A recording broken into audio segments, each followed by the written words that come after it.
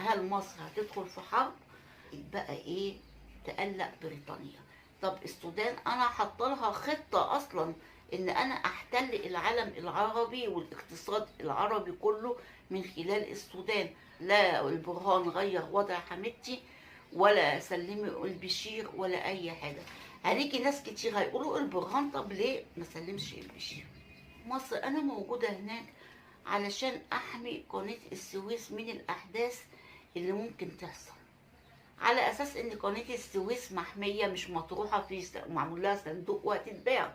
فهو انا عايزه اسمع كلام اقتنع بيه، اقتنع بيه كمواطنه مصريه بتتكلم.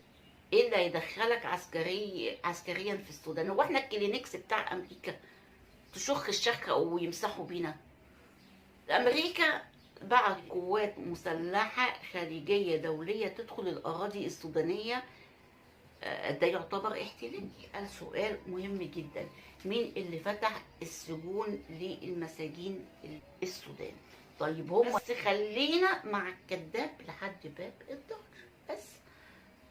دول كانوا سايبينهم مندوبين بس للاستعمار، يعني احنا ما زلنا دول مستعمره ودولت مندوبين للاستعمار. لكن المخطط الصهيوني داخل السودان مهدد مش بس من روسيا، ده مهدد من إسرائيل نفسها. إسرائيل فيها انشقاق داخلي عن أمريكا، في صراع ما بين اليمين المتطرف واليسار المتطرف داخل أمريكا. عايزة هتثبتها داخل المنطقة بالوضع بتاعها لحد ما تاكل كل الدول دي تاني وتحطها داخل كرشها تاني.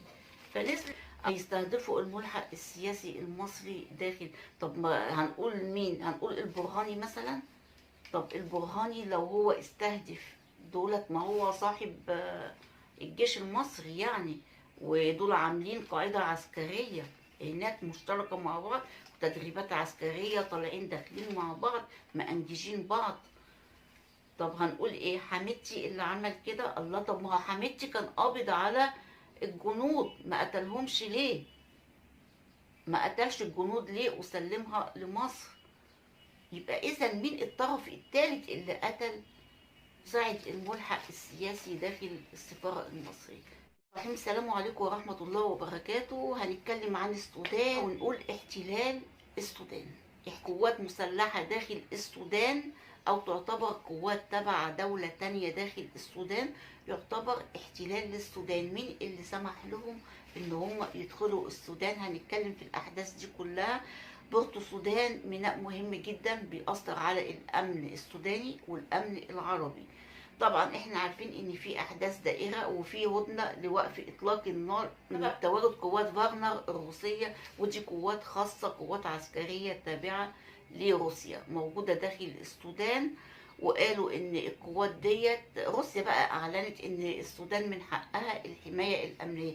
كانت ساعتها في علاقات طيبه ما بين حميدتي والبرهان في الفتره دي، لكن العلاقات ساءت بسبب رفض بريطانيا وتخوفتها من تواجد قوات فاغنر داخل السودان، لان هي عايزه قوه معينه بعينها تسيطر.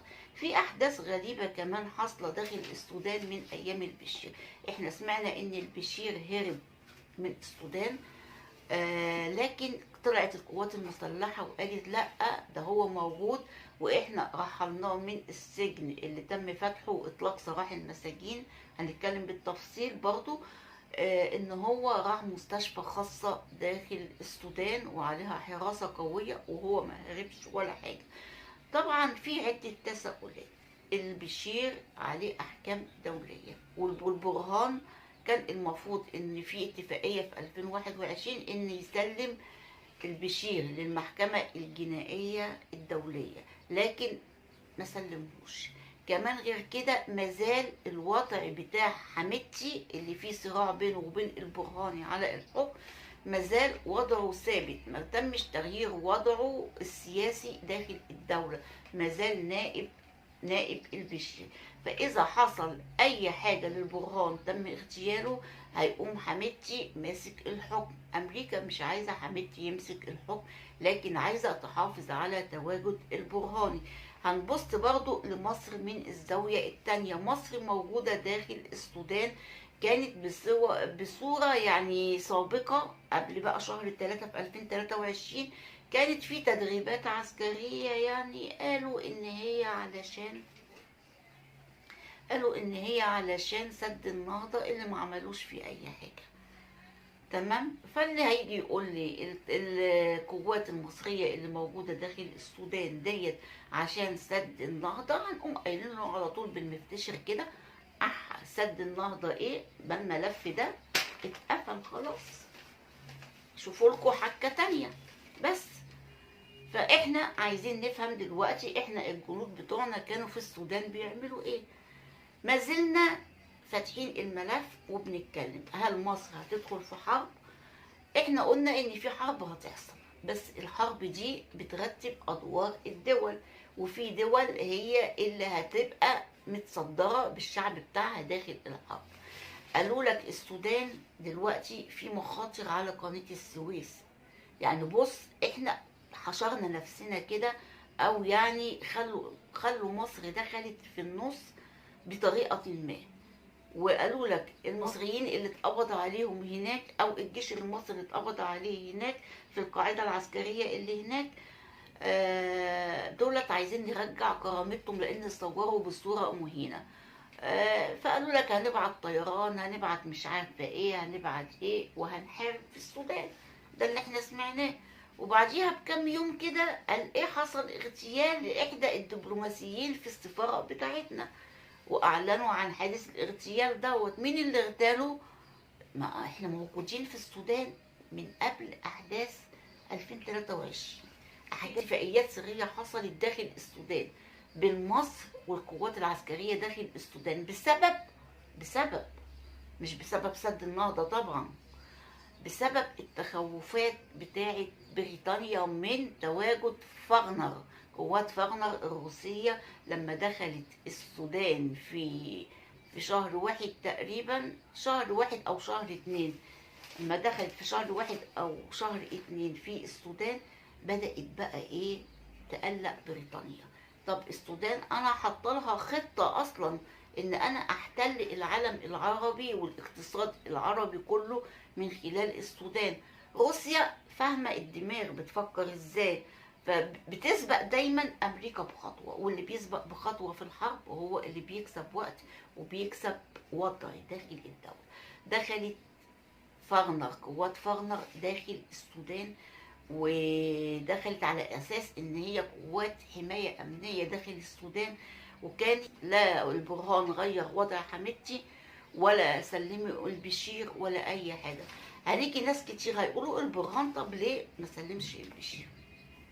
البرهان واخده كارت لامريكا وبريطانيا، خايف من اي غدر يحصل بالاطاحه بيه او المحاكمه ليه، لان هو ارتكب برضه اخطاء سياسيه داخل السودان.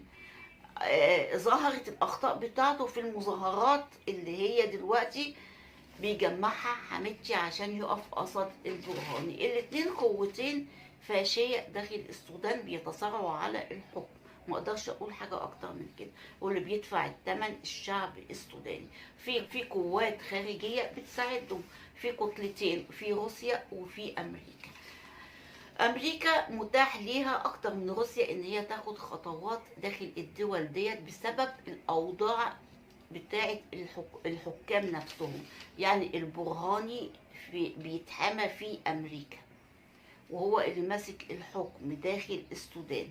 وحميدتي بيتحامى في روسيا وبيحمي البشير وقاعد في السودان. والبرهان مخلي البشير موجود علشان هو الرئيس الشرعي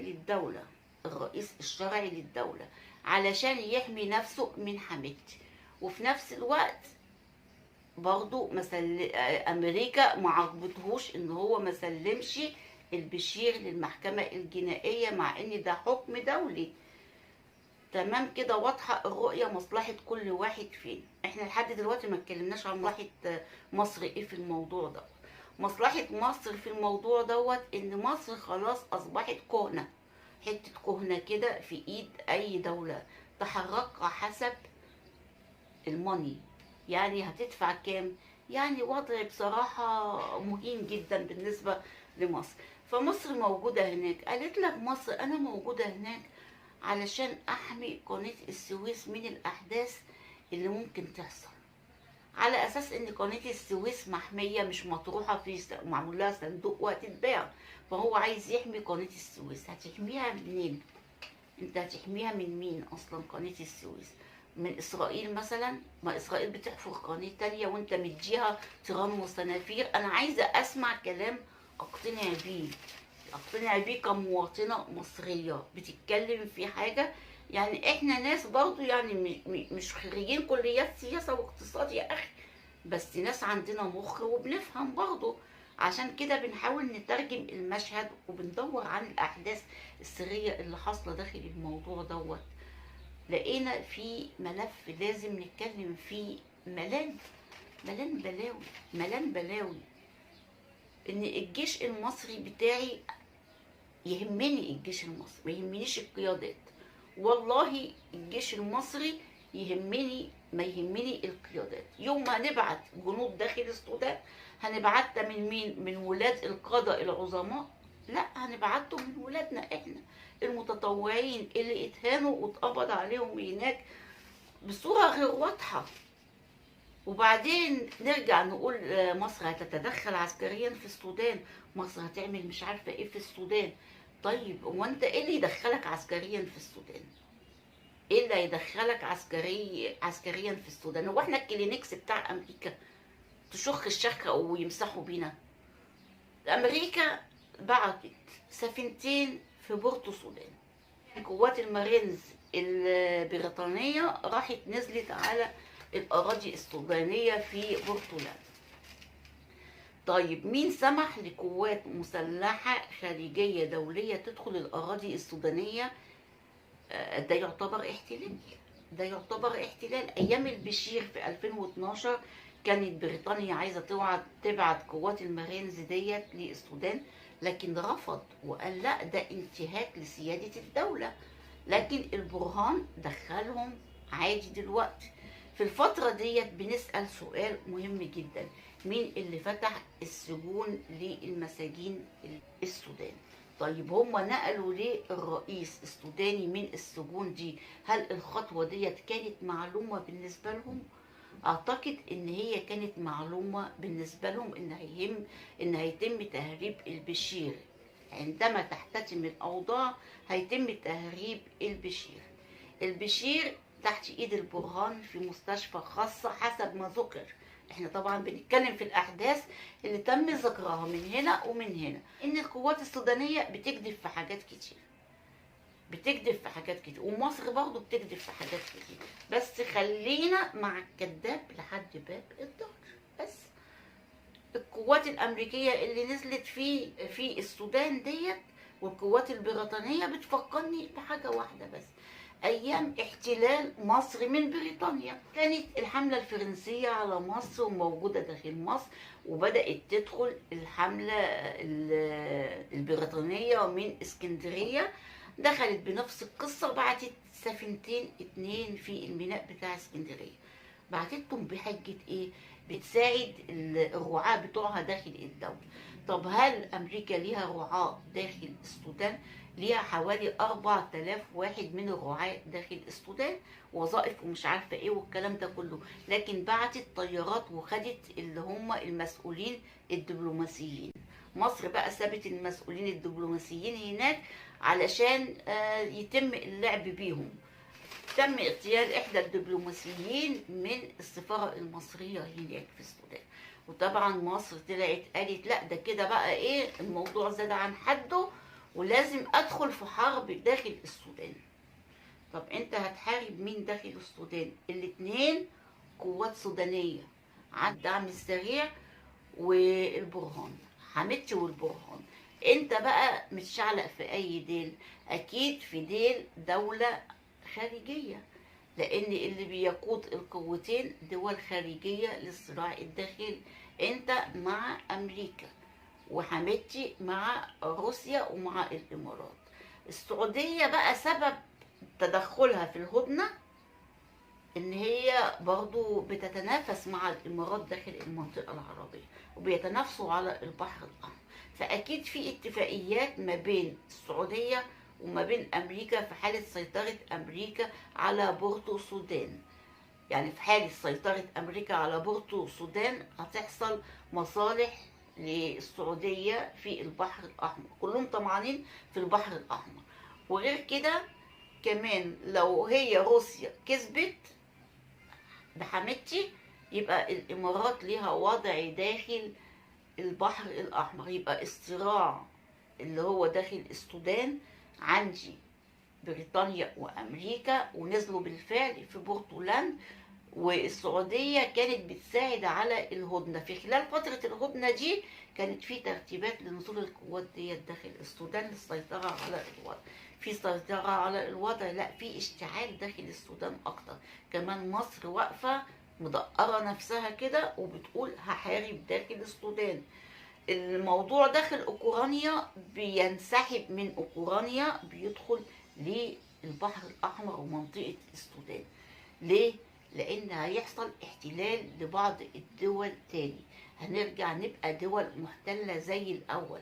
والقيادات بتاعتنا اللي كانت موجوده دي كانت القيادات الخارجيه، اللي هي بريطانيا لما خرجوا وسلموا الحكام دول كانوا سايبينهم مندوبين بس للاستعمار. يعني احنا ما زلنا دول مستعمره ودولت مندوبين للاستعمار، لكنهم فشلوا في إدارة الدول لصالح الغرب، وأصبح في صراعات داخلية بتتشكل داخل الدول ديت، وممكن تسبب خطر على بريطانيا. وده اللي خافت منه في السودان لهدم المخطط الصهيوني. المخطط الصهيوني داخل السودان مهدد مش بس من روسيا، ده مهدد من إسرائيل نفسها. إسرائيل فيها انشقاق داخلي عن أمريكا، في صراع ما بين اليمين المتطرف واليسار المتطرف داخل أمريكا، في صراع ديني جامد داخل إسرائيل. فإذا أمريكا عايزة تثبت إسرائيل، هي مش هتخسر إسرائيل بس عايزة هتثبتها داخل المنطقة بالوضع بتاعها لحد ما تاكل كل الدول دي تاني وتحطها داخل كرشها تاني. فنزلت على بورتو السودان. اي خطأ بيحصل في ميناء قوي زي ميناء بورتو السودان هيعطل الملاحة داخل البحر الأحمر، يعني الملاحة الدولية العربية. طبعا من البوابات السودانية الرئيسية في السودان اللي بتطل على البحر الأحمر، يعد من المنظومات الدولية المطلة على البحر الأحمر، يعني ليه تخطيط دولي. أهميته بيهدد الأمن السوداني والأمن العربي كله، يعتبر قرين ما بين السودان والعالم الخارجي عن طريق البحار المفتوحة في المحيطين الهندي والمحيط الأطلسي عبر البحر المتوسط وقناة السويس. علشان كده ليه أهمية أمنية على الدول العربية والسودان. استهداف الملحق السياسي المصري في السودان في السفارة وقتله، ديت عملية تعتبر عملية يعني مش عارفة يعني أوضحها يعني بالظبط. هيستهدفوا الملحق السياسي المصري داخل. طب ما هنقول مين؟ هنقول البرهاني مثلا. طب البرهاني لو هو استهدف دولت، ما هو صاحب الجيش المصري يعني، ودول عاملين قاعدة عسكرية هناك مشتركة مع بعض، تدريبات عسكرية، طالعين داخلين مع بعض، مأنججين بعض. طب هنقول ايه؟ حميدتي اللي عمل كده؟ الله، طب ما هو حميدتي كان قابض على الجنود، ما قتلهمش ليه؟ ما قتلش الجنود ليه وسلمها لمصر؟ يبقى اذا مين الطرف الثالث اللي قتل ساعد الملحق السياسي داخل السفارة المصرية؟ مين ده؟ ده اكيد واحد عايز يلاقي مبرر لدخول القوات المصرية للحرب داخل السودان. وديت عمليات الفتن اللي احنا اتعودنا عليها من الدول الغربية داخل مش الدول الغربية، وهم علموا العرب الوساخة.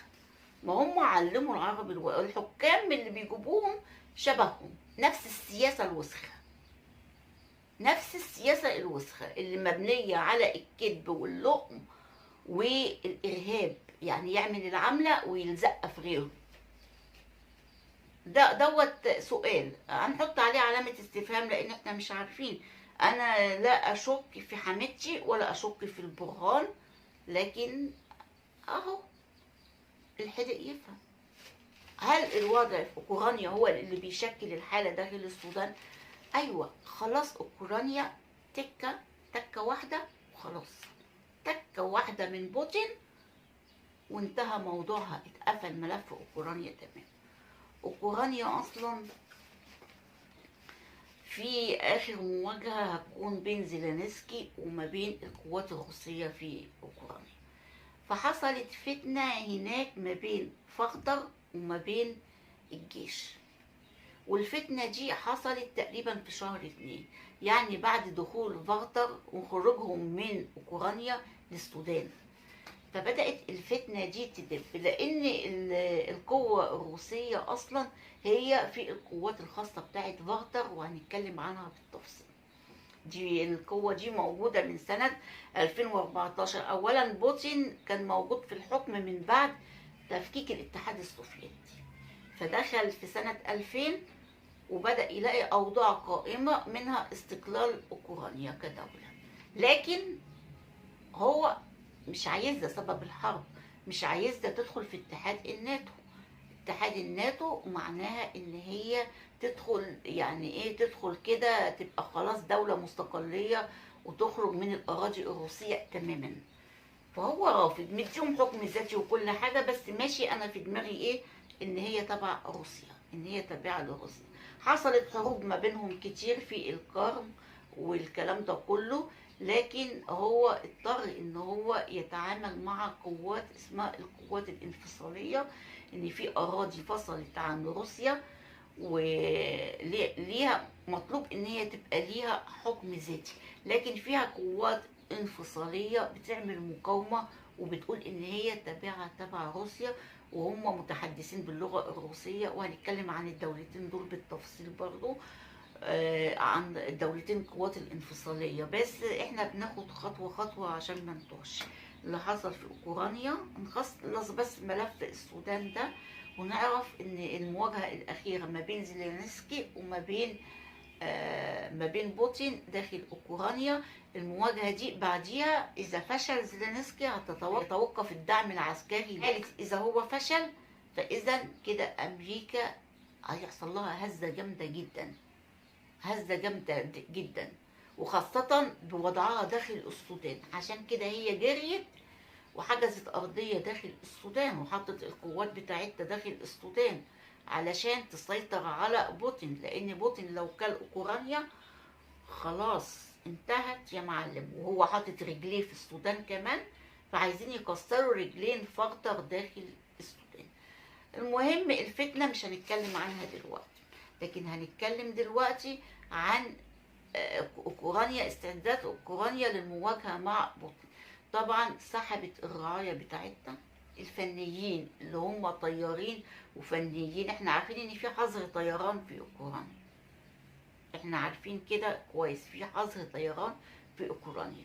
فهي سحبت الطيارين وعمال الصيانة وودتهم فين تفتكروا؟ بعتتهم على مصر. طب انت بعتهم على مصر ليه؟ علشان هم الناس دول هيتعالجوا في مصر، عشان مصر بروفيشنال في العلاج. يعني على اساس ان احنا لما حد بيعي عندنا في مصر مش بيطلع على فرنسا، بيطلع على مش عارفه ايه، بيطلع على امريكا، على لندن. طب ما تبعتوهم على لندن، تبعتوهم على امريكا، انتوا جايبينهم مصري ليه؟ لا، هم جم مصر استعدادا لحاجات كتير. قلنا في اتفاقيات سريه من 2023 وقلنا عنها ان تحويل المناورات العسكريه اللي داخل السودان لقاعده عسكريه مصريه سودانيه. يذكر في الاول ان هي مصريه سودانيه، يبقى هيتم استخدام قناه السويس وهيتم استخدام البحر الاحمر لصالح بريطانيا وامريكا. يبقى اذا انت يا معلم هنا المخاطر على قناه السويس هتبقى من مين؟ هل هتبقى من بوتين،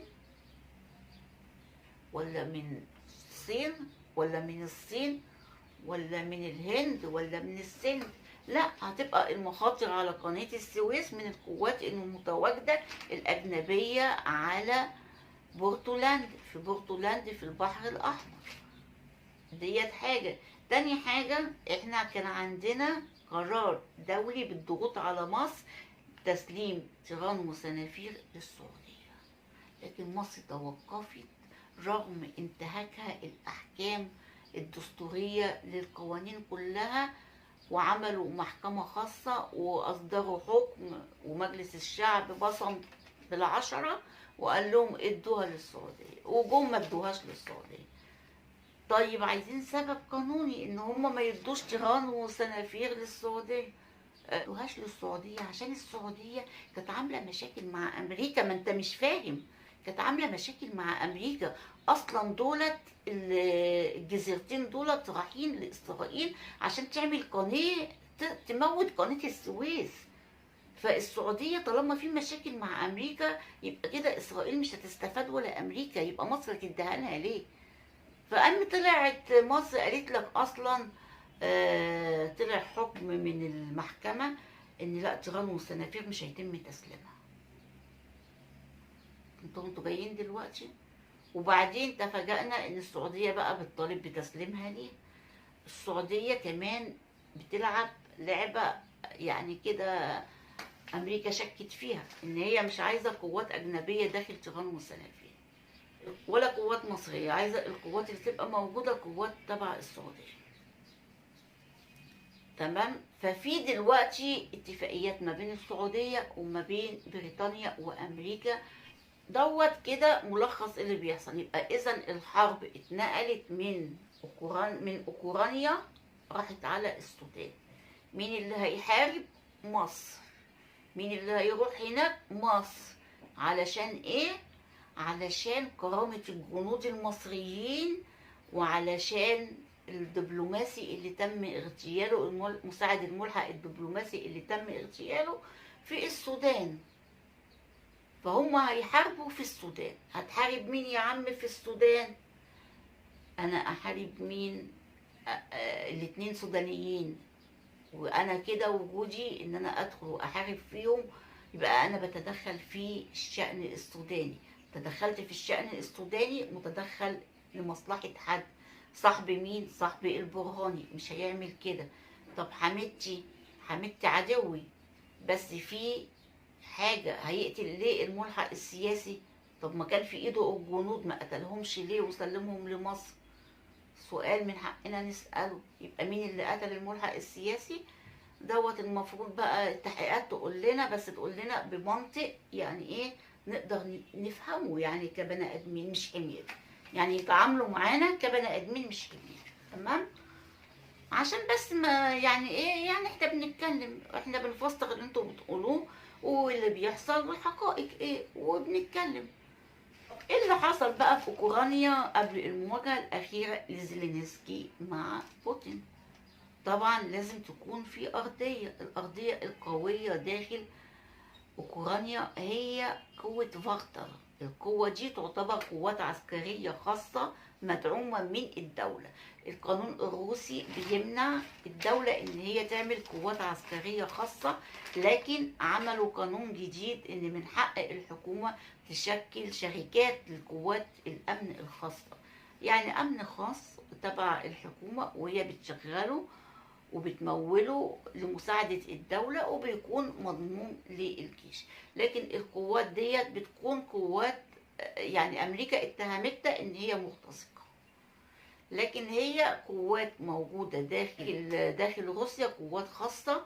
وروسيا فيها أعداد ناس كتير، ده هم كمان عملوا إيه، يعني هي كان عددها 4000 بس، فقرروا ان هم يزيدوا العدد بتاعها. طبعا في عنصرية برضه داخل روسيا، لان الناس ديت واخدينهم من السجون عليهم احكام. قالوا لهم انتوا عليكم احكام داخل السجون، هتطلعوا من السجن بس هتدخلوا في القوات الخاصة ديت. وهي بقى ايه، متكونة كمان من المقاتلين القدام والناس المتطوعين، كمان للمجموعات اللي هي كانت مسجونة وطلعت علشان تشارك في القوات ديت لحد ما وصل حوالي 20,000 جندي. طبعا دولت بيبقوا في الصف الأول الجيش، يعني دول بيدخلوا يذبحوا في الصفوف الأولى، وبعد كده الجيش بيدخل ينظف وراهم. أمريكا وبريطانيا صنفوهم إن هي جماعات إرهابية. هي كثقل اقتصادي، يعني هي مش مجرد قوات كده، ده ليها رئيس برضه بيديرها، وليه ثقل اقتصادي ومصالح اقتصادية داخل روسيا وفي الغرب بره. فهم بيحاربوا بيقولوا في حوالي 3 قارات، لكن هم دخلوا روسيا، لكن حصل انشقاق داخل القوات ديت. الانشقاق اللي حصل كان نتيجة ايه؟ ان القوات ديت كانت دايما بتكون متقدمة في الصفوف الأولى، واتهمت الجيش ان هي المفروض بتاخد امدادات عسكرية من الجيش. الجيش كان بيتلكأ وما بيبعتش ليهم الأسلحة ديت، فحصل تصادم بينهم وبين الجيش. هنشوف أهمية فاغنر بالنسبة لروسيا. هي تأسست في عز الأزمة بتاعة القرم في 2014. الرئيس بتاعها هو صديق مقرب جدا من بوتين. أول مهمة عملتها كانت في حرب القرم، نشأت في دونباس الأوكرانية. تعتبر جزء مهم جدا في الحرب الروسية الأوكرانية. جمهوريتين دونتكس ولوهاتكس، دولت جمهوريتين شعبيتين موجودين في أوكرانيا، وتحديدا في منطقة دونباس في شرق أوكرانيا. أوكرانيا تم استقلالها 1991، يعني بعد فك الاتحاد السوفيتي، لكن أعلنوا استقلالهم في 2014، ومن هنا بدأت المشكلة. تكس ولوهاتكس الجمهوريتين دولت بتعتبرهم أوكرانيا منظمتين إرهابيتين، يعتبروا جزء من الأراضي المحيطة بروسيا. 2022 روسيا اعترفت بالجمهوريتين دول حكومة انفصالية. الحكومة الانفصالية دي اللي هي بتأيد روسيا وبتعارض عملية استقلالهم عن روسيا، يعني هم مستقلين وكل حاجة، لكن هم أراضي تابعة لروسيا. فحصل هناك صراع على جزيرة القرم، واتحدت فاغنر مع القوات الانفصالية ديت. أول مهمة عملتها وقدروا إن هم يسيطروا على الوضع هناك. بقى الانشقاق اللي حصل حقيقي بينهم دلوقتي حصل في 2023. هم كانوا بيعتمدوا عليهم إن هم دايما يكونوا في الصفوف الأمامية. طبعا عارفين التقدمات الروسية داخل أوكرانيا، كان في صراع على سولودار وباخموت، لكن تم السيطرة على سولودار في الأول خالص. لكن القوات اللي كانت متقدمة في الصفوف الأولى كانت القوات بتاعت فاغنر. أوكرانيا نفت وأمريكا نفت وبريطانيا نفت، لكن عمل انفصالي الموالي لروسيا في شرق أوكرانيا دينيس بوشيلين ظهر في مدينة سولودار في الوقت اللي نفت فيه كيف إن هم دخلوا سولودار. بعدها سيطروا على قريتين تانيين قريبين من سولودار. القوات كلها فرت وراحت على باخموت، وأصبحت هي مركز القتال الداخلي بين القوات الروسية والقوات الأوكرانية. اتفاجئنا إن رئيس مجموعة فاغنر بيتهم الجيش الروسي بالخيانة. الانشقاق حصل في مدينة باخموت، أو مش الانشقاق، يعني حصلت شوية مشاكل ما بين القوات بتاعت الجيش وقوات فاغنر بسبب تقدم قوات الجيش وقوات فاغنر. اتهام هيئة الأركان بروسيا إن هي أثرت في إرسال الأسلحة عناصر القتالية اللي هي موجودة في الصفوف الأولى. هنا بعض الجنود المنشقين عن فاغنر بدأوا يهربوا عن طريق الحدود بينهم وبين النرويج. تم اعتقال القادة فيها أندري ميدوهيديك، تم اعتقاله في حدود النرويج. هو كان ناوي يهرب لبوتندافيا، دي الجزيرة بتقع في شمال أوروبا، يعني كان هيهرب يروح على أوروبا. 5 دول: السويد، واحنا عارفين السويد تبع مين، والنرويج والدنمارك، فنلندا، دنافيا، وجزر فايو. كده ناس دخلت في الموضوع وعملت فتن داخل مجموعة فاغنر، لأن مجموعة فاغنر تعتبر هي اعتماد روسيا كله على هذه المجموعة دي هي أقوى من الجيش، وهي اللي بتتقدم الصفوف الأولى داخل روسيا. والكلام ده معروف من 2014، من 2014.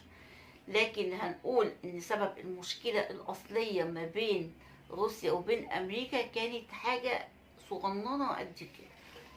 في شهر ابريل 2021 قبليها كانت متكلمة مع أمريكا ومتكلمة مع الناتو إن هي مش عايزة أوكرانيا تنضم لحلف الناتو. وكمان طلب تاني كمان، قالت لهم هتقللوا الجنود بتوع الناتو في المنطقة الحدودية، وهتقللوا المعدات العسكرية هناك. لكن أمريكا رفضت. فعلشان بوتين هددهم وحط حوالي 100,000 جندي على الحدود زي ما شفنا الأحداث كده في 2021. لكن الموضوع تفاقم بينهم، وبالفعل بدأ الصراع والتصادم بينهم كقوتين. فقرر خلاص ان هو يحارب، بوتين قرر ان هو يحارب. ده كان سبب الخلاف.